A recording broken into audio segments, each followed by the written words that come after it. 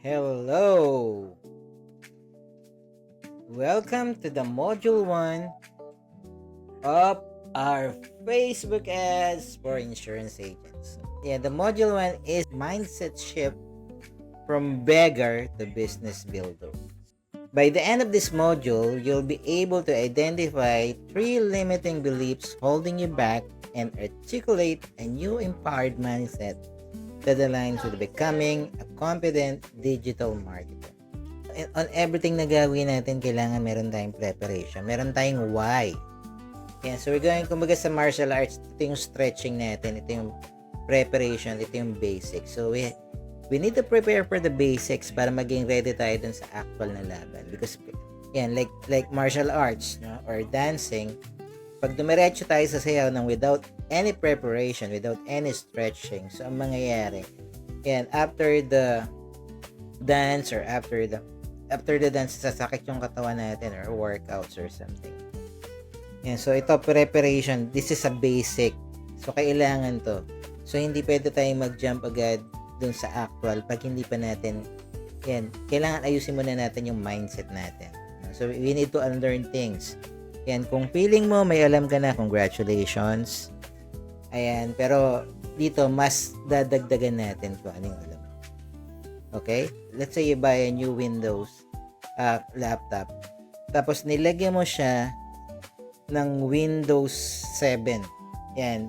So what will happen? O kaya DOS. So hindi na siya gagana kasi those are kumbaga obsolete na siya. So para gumana yung computer mo, kailangan mo ng bagong operating system. Right now, papatapos na as of this recording, so mag-i-expire na yung Windows 10. So, kailangan mo na talagang gumamit ng Windows 11 kung hindi ka pa nag-convert. Kasi what will happen? Hindi nagagana yung laptop mo, hindi gagana yung computer mo because yung operating system na ginagamit mo is obsolete na. No? Sa marketing, ganun din. Sa pagbibenta, ganun din. So, pag hindi ka nag-evolve, pag hindi mo pinalitan yung operating system mo, yung system mo sa pagbebenta o yung system mo sa pag-ads, no? Hindi gagana yung ads mo. Magsasayang ka lang ng pera. Kagaya ng ginagawa, magbuboost ka na magbuboost pero hindi ka makakuha ng benta. Makakuha ka ng maraming likes siguro. Pero yung hindi natin kailangan likes, kailangan natin benta. So hunters versus attractors. So ano ba yung hunter? Hunter, ito yung mga pagkagising, sabihin niya, sino na naman kaya ang makakausap ko ngayon? Sino na naman kaya ang bebentahan ko ngayon? So siya yung talagang nag-send ng cold messages. So, ano ba yung mga cold messages, no? Kung magbabrowse lang siya dun sa messenger niya, tapos magsisend siya kahit na sino. Diba? Kasi minsan, ito yung pinaka-nakakatakot na message na marireceive natin is yung kumusta. Diba? Kumusta? Kasi dalawa lang yan. Pag naka-receive ka ng kumusta, either uutangan ka niyan or bebentahan ka niya ng kahit ano, whether insurance or something. Then the next is tries to convince anyone to buy. Diba? Yan yung sinasabi ko, kahit sino. Magatira ka ng tira para kang shotgun. Kahit sino na lang gusto mong bentahan, which is hindi siya pwede. Mamaya tuturo ko sa inyo bakit. Hindi kailangan lahat bentahan natin. Feels drained. So bakit? Kung lagi siyang pagod, no? Laging pagod and gets more rejection than results. Yun yung dahilan bakit drained siya, no? Kasi mas marami yung rejection niya kaysa sa result. Kasi ang turo sa atin, the more rejection you have, the closer you get to the sale, no? Nung araw okay, pero ngayon hindi na pwede, di ba? Kasi the more rejection you get right now, is the more na mag-give up ka. Kasi, di ba, lalong-lalo na pagka-beginner ka, hindi pa ganun katindi yung loob mo. Konting rejection lang, lalo pag balat sibuyas ka, iisipin mo na hindi ako para dito. And then, let's go to you might be operating as a hunter. Without even realizing it, no? So baka hunter ka na pala, hindi mo pa alam. So bakit? So you talk 10 people every day, no? Ito yung sinasabi ko, the more no you get, the closer you are to yes, no? Dati, pwede yun. Pero ngayon hindi na. Lalo-lalo na in the digital era. Kasi in the digital era, yan, halimbawa maglaro ka ng Facebook ads. Yan, ibig sabihin, kailangan mong gumastos ng malaki bago mo makuha yung isang yes na yun, which is hindi siya applicable right now. Ayan, so, but here's the reality, no? Most people hate being sold, especially when it's out of the blue. At saka naamoy ka nila, malayo ka pa lang, no? Yan, alam nila na magbebenta ka. At pag na-sense ng tao na magbebenta ka, that's the time na magbibuild siya sa'yo ng wall, no? Yan, tinuturo ko sa lahat ng mga agents ko, no? Yan, kailangan matuto ka mag-take away. Kami nga dati sinasabi namin, to, wala akong ibibenta sa'yo. Kung dito para akong doktor, i-issuehan kita ng reseta, bahala ka kung bibilhin mo yung gamot or hindi. Yan, as simple as that. So, dito we're a consultant, no? Para tayong doktor. Yan, hindi tayo maghahabol sa benta. Okay. So, in contrary sa hunter, ano ba yung attractor? Yun, so attractor, ito yung nagkikreate ng value to draw the right person. Yan, ibig sabihin kasi, ang attractor doesn't beg, no? Hindi siya nagmagmakaawa at hindi siya naghahabol ng benta. Siya yung nag-a-attract ng benta. Yung benta yung lumalapit sa kanya or yung kliyente yung lumalapit sa kanya. Suma ba yun? Okay, sige. Yan yung pag-aaralan natin. And has control, no? Ito yung pinaka-importante.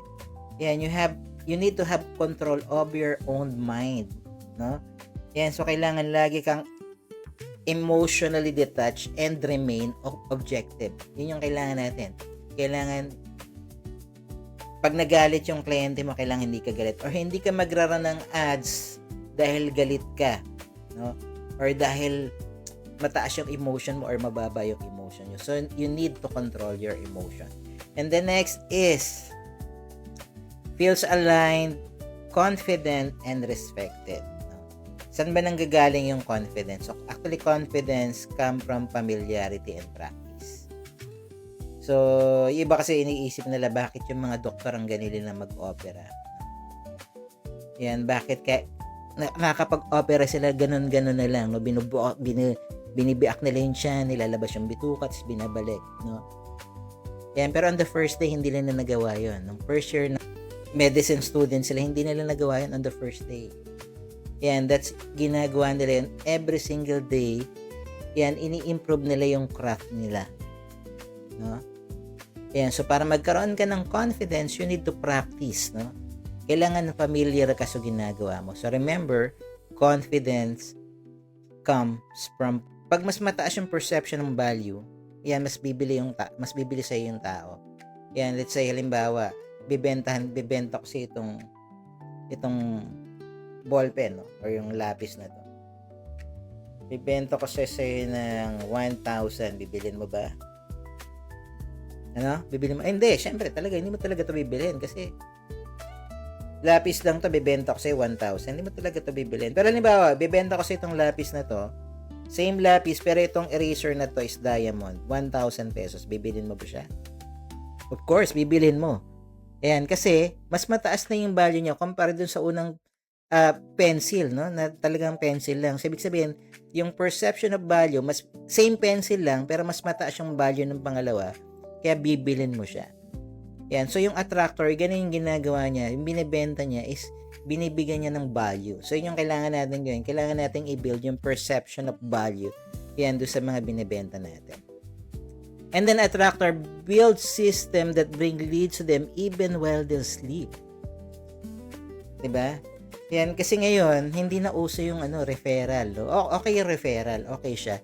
Pero hindi na kasi gagagana ngayon eh. 'Di ba? Kasi kagaya dati, pag nakakausap tayo ng tao, kailangan makakuha tayo ng 3 referral. So, swerte tayo pag nagbigay. Yung iba ayaw nila magbigay. Pero pag nagbigay sila, hindi naman natin alam kung yung binigay nila is interesado ba siya or bibili ba siya or may pera ba siya. Diba? So, kailangan nating gumawa ng system para ma-bypass yun. Para hindi masayang yung time natin, yung mag-i-inquire sa atin, or yung mag-click ng ads natin, is bibili na. Diba? Naranasan nyo ba yung magtanong how much, diba? Tapos hindi nyo na matitrace asan na ba sila. Diba? So, tatanggalin natin yun, i-eliminate natin yun. Ang gagawin natin is, kung sino yung bibili, yun yung makukuha mo. Or yung maka-capture nung iyong lead capture. And then next is familiarity and practice. Okay, so nakakapagod talaga yan. So, pag inahabol mo yung mga leads, sobrang nakakapagod. So, babalik ta rin natin yan. Yan, kasi lagi ka nagsisimula sa scratch, no? Every time na mali yung resulta, magsisimula ka na naman sa scratch. So, paulit-ulit, no? Yung cycle na ginagawa mo. And then, your friends zones you, no? Ito ang sinasabi ko, no? Yan, kasi pag pumunta ka sa Reddit, no? Yan, makikita mo doon, meron daw isang kaibigan niya, no? Ang tagal-tagal na lang hindi nagkausap. Yan, tapos nung kinontak siya, nangumusta, pagdating sa dulo, bebentahan pala siya ng insurance, no? Yan, kaya ibang mga insurance agents, no? Ibang mga financial advisor, pag nagtatanong sila sa reunion, hindi nila sinasabi yung trabaho nila, no? Yan, kasi parang lalayuan sila, baka bentahan na naman ako nito. Ano na naman binibenta nito? Yan, I'm sure iba sa inyo nakaka-relate, no? Pero that's the bad side, no? Minsan, yan yung babaguhin natin, no? Yan, kailangan pagkausap mo yung hindi ka hindi mo susuyurin yung lahat ng friends mo.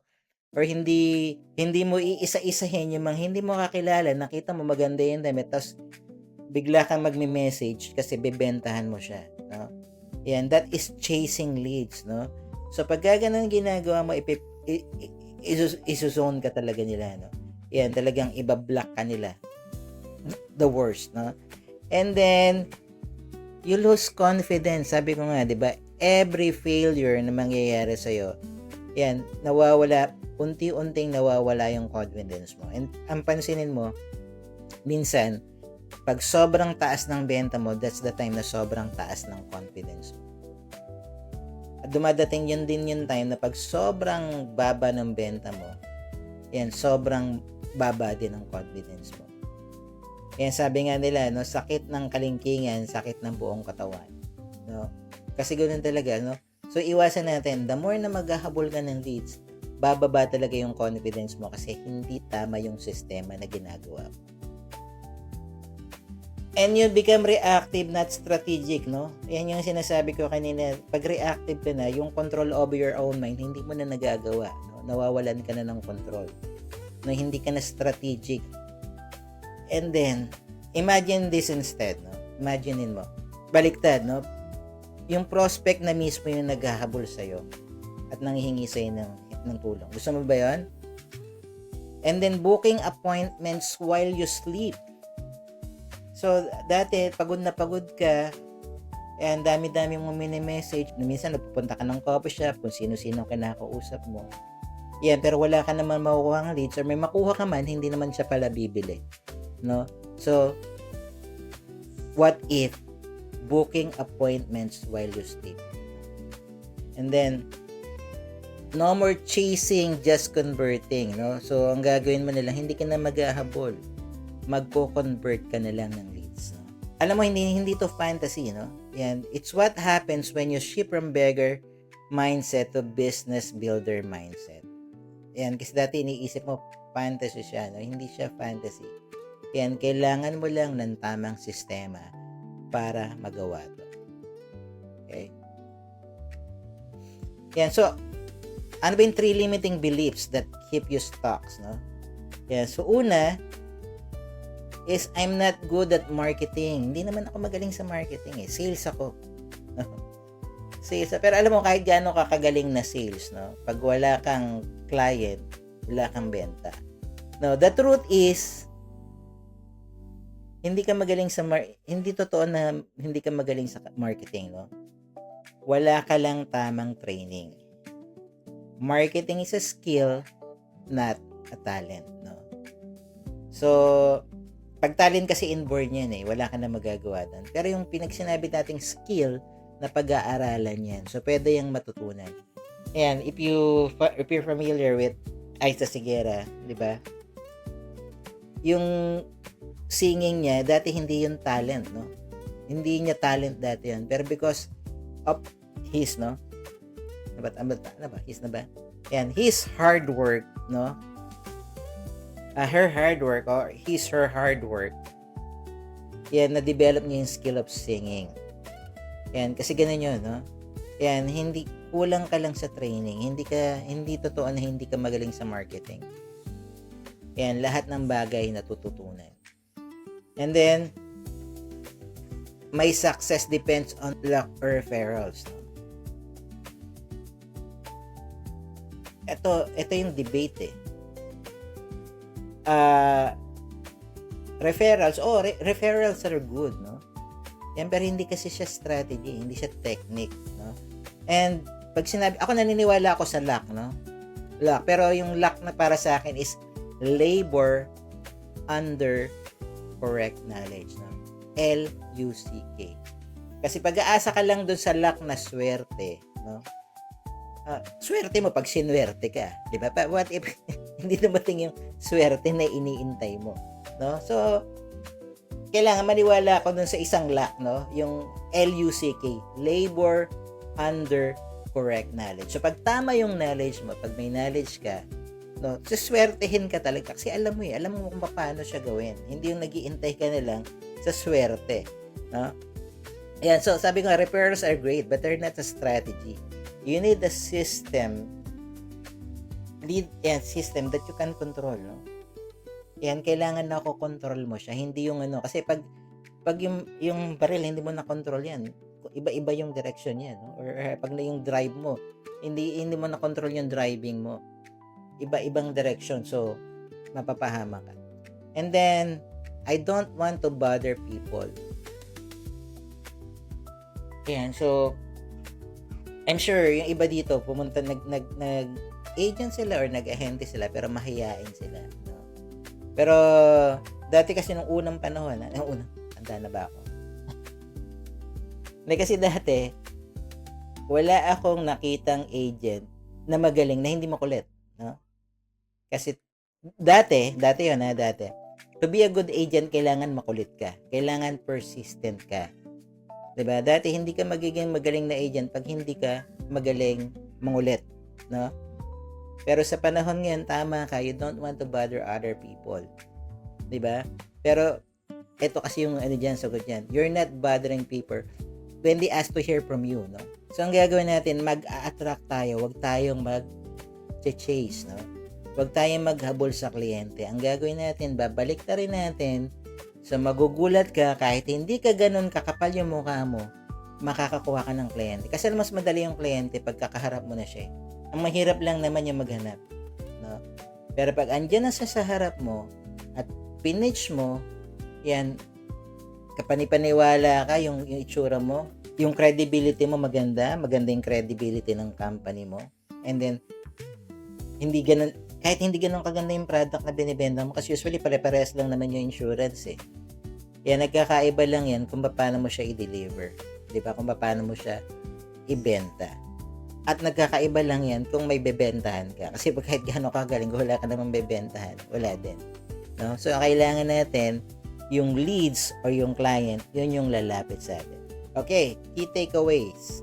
Okay, ito yung mga key takeaway natin. So, number 1, trying to hustle your way to success through cold messages and begging is a broken strategy. So, hindi na siya uso ngayon. Yan, hindi na uso ngayon yung cold calling or yung cold messaging, no? Yan, dati nga may nagbabahay-bahay pa. No, hindi na siya uso ngayon. So, nasa digital age na tayo. Yan, so, kung yung mga head nyo, ganun yung tinuturo niya, okay, pakinggan nyo. Yan, pero yung kunin nyo maganda, pero yun, ngayon, bago na. So, kailangan natin pag-aralan is bago. No? Attractor mindset uses smart digital marketing that draw people without chasing. So, ang gagawin natin, mag-attract tayo, hindi tayo maghahabol. No? And lastly, your current beliefs may be sabotaging you, but beliefs can be rewired. No? So, yung mga belief mo na hindi ka magaling ng marketing, na asa ka sa referral, no? At nangungulit ka lang pag nagbebenta ka. So, babaguhin natin yung yung mga beliefs na yan.